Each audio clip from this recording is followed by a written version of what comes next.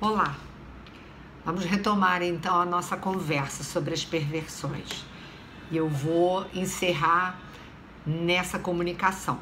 Claro que a gente teria muito mais coisa a dizer, mas enfim, para a próxima eu gostaria de começar a falar sobre a questão das psicoses, desse modo de estruturação psíquica no qual se constituem as psicoses.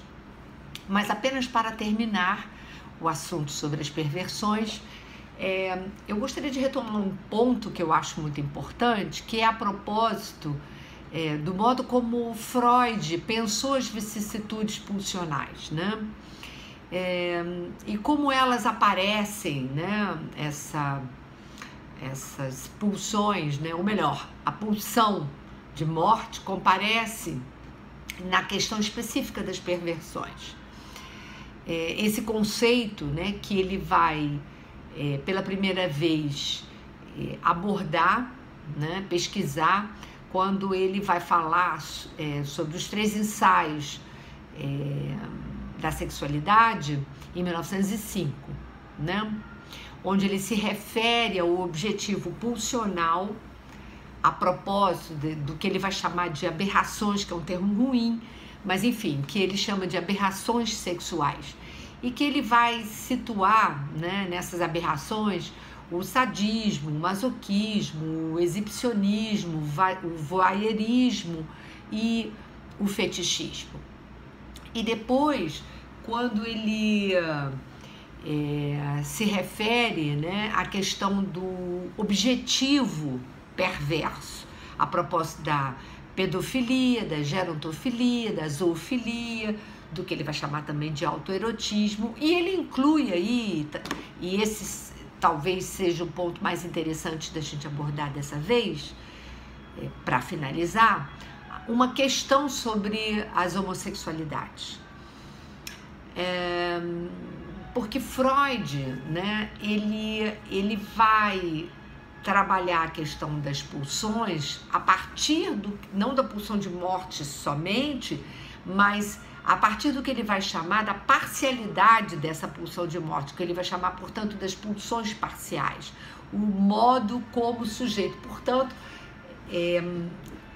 se apropria, né, a partir da pulsão de morte, se apropria de algum enganchamento no desejo do outro e, a partir daí, ele parcializa essa pulsão e numa erotização de uma determinada parte do corpo. Sim, porque as pulsões, elas, na verdade, privilegiam os orifícios corporais, né?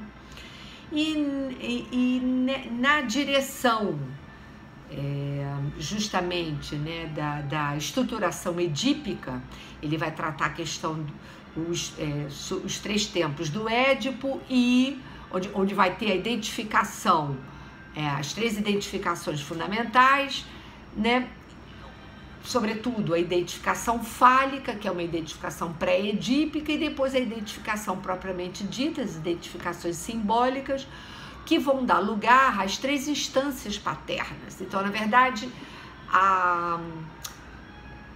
o Édipo é um modo onde se constitui efetivamente uma funcionalidade para o pai, daí a gente chama de função paterna, e como saída do Édipo, o complexo de castração que se apresenta a partir da instância do supereu, que é o herdeiro do complexo de Édipo.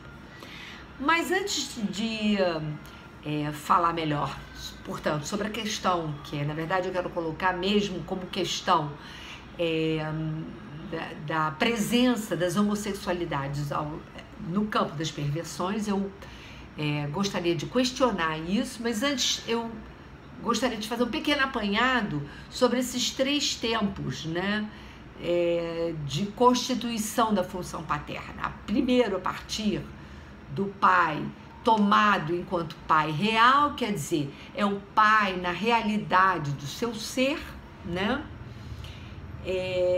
Esse pai real só é apreendido a partir de uma imago paterna, portanto, a partir de uma imagem do pai, que a gente vai chamar de pai imaginário, né?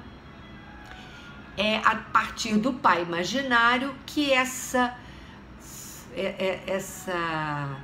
presença de um pai real pode tomar corpo.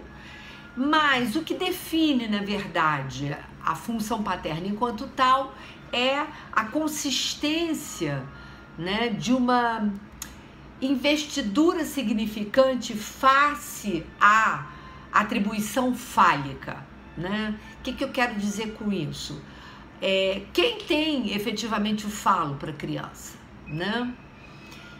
Então, porque ela vai sair dessa identificação pré-edípica, que é uma identificação fálica, é uma identificação onde a criança se vê como objeto, o falo, né, da mãe, e num outro momento, quando já na vigência do Édipo, ela, pela presença, pela intrusão dessa instância terceira, que é o pai na sua função, não o pai imaginarizado, mas o pai em toda a sua função significante, comparece como aquele que efetivamente é o agente da castração, né?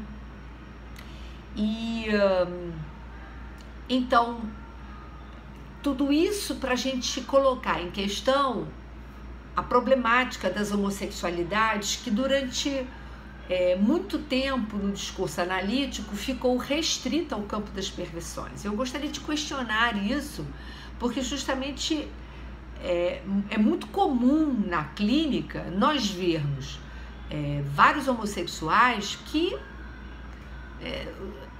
toda a sua estruturação psíquica se apresenta no campo das neuroses e não no campo das perversões. Se a gente quiser efetivamente pensar a questão das homossexualidades, seria interessante nós a abordarmos a partir dessa insistência do sujeito em presentificar no seu objeto erótico, né, uma imagem do mesmo. Por alguma razão, esse sujeito não consegue fazer a passagem da figura do pai ou da mãe para o representante do outro sexo. Representante, porque o outro sexo, na verdade, não diz respeito à imagem, né? O outro sexo tem a ver com justamente a vigência da castração enquanto tal e o reconhecimento da diferença sexual. Não me parece, pelo menos não de forma absoluta, que os homossexuais não reconheçam essa diferença tal qual os neuróticos reconhecem.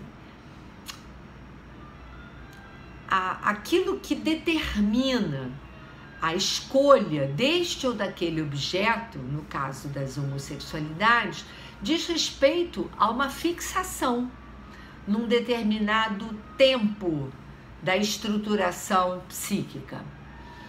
Daí a dizer que necessariamente todo homossexual é perverso, se a gente não estiver sendo preconceituoso com o termo perversão, eu posso entender que, do ponto de vista da estrutura perversa, eles são perversamente orientados, e no sentido da perversão polimorfa, tal qual todo e qualquer neurótico.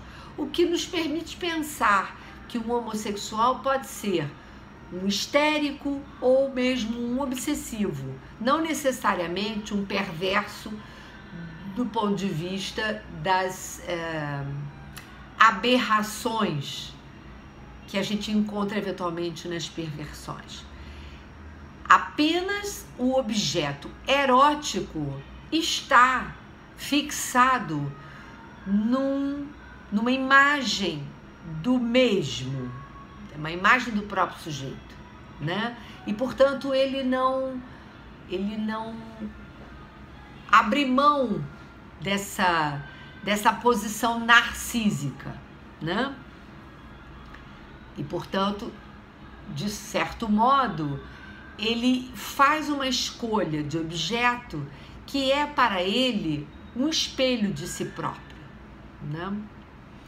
Mas, levando para a nossa contemporaneidade, hoje o que eu observo com muita frequência nos jovens é uma insistência em experimentar, entre aspas, uma relação sexual com alguém do mesmo sexo. Isso é muito frequente nas falas dos analisandos mais jovens.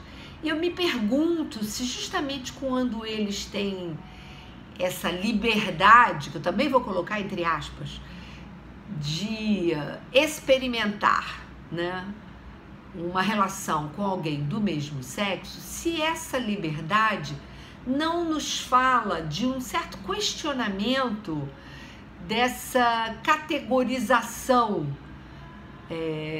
que, desde a descoberta do inconsciente, desde a nomeação dessa cena do inconsciente, né, por Freud, quando ele inventa a psicanálise, eu me pergunto se não é justamente um questionamento da questão do Édipo, como nós nos acostumamos, inclusive clinicamente, a nos referirmos. Será que nós podemos pensar, portanto, já que a gente está falando do Édipo, que a função paterna hoje passa por outras vias a serem determinadas, a serem melhor formalizadas ou melhor formuladas melhor do que formalizadas, né? Tudo aquilo que a gente formaliza meio que a gente engessa, se não seria o caso de nós repensarmos a estruturação psíquica nesse campo restrito, né, do Édipo e do complexo de castração a partir da vigência da função paterna. Isso é algo a nos interrogar e vamos deixar para mais à frente nós recolocarmos essa questão. Daí nós podemos pensar então que as perversões hoje, de certo modo, elas ficam realmente restritas ao que a gente ainda considera, e é impossível não dizer dessa maneira, culturalmente falando, como aberrações. Ninguém mais acha que um homem estar com um homem ou uma mulher estar com uma mulher é uma aberração. Portanto, isso questiona uma certa indução que, digamos, que no início do século XX se colocava a propósito das homossexualidades como, entre aspas, de novo, doença. Justamente não se considera mais assim. Então há uma influência do campo cultural muito grande e dessa transformação perene que a cultura vai sofrendo a propósito especificamente da questão das perversões. Mas da próxima vez eu quero falar sobre as psicoses. Até lá, tchau!